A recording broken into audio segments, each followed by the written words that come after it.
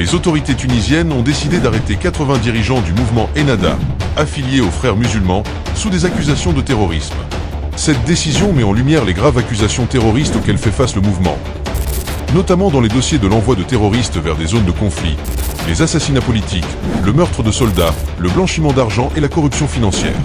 Le parquet du tribunal de première instance de Ben Aroussa, après avoir retenu les suspects, transféré les investigations au pôle judiciaire de lutte contre le terrorisme, ayant estimé que les faits imputés comportent une dimension terroriste.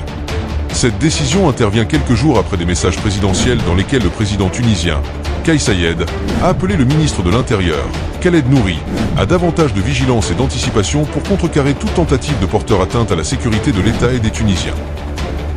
Il a également souligné l'existence d'indices convergents pointant l'implication de certaines factions dans des relations avec des entités étrangères, faisant allusion aux Frères musulmans.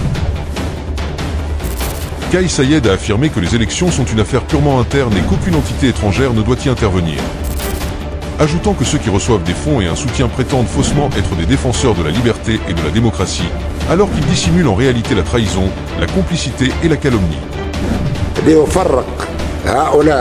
الذين نستمع إليهم كل يوم بين الدولة وأمنها القومي.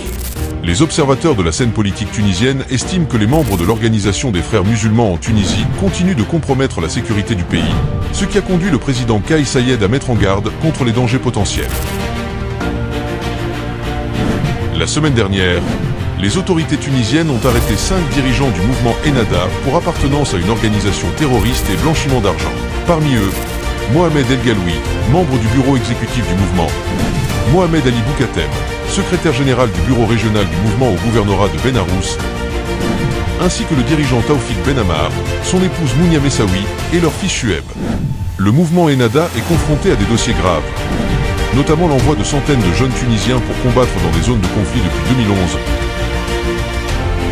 la participation de son aile militaire à des assassinats politiques au cours des dernières années, ainsi que des complots visant à porter atteinte à la sécurité de l'État. Des dossiers qui, selon certains observateurs, pourraient suffire à dissoudre le mouvement.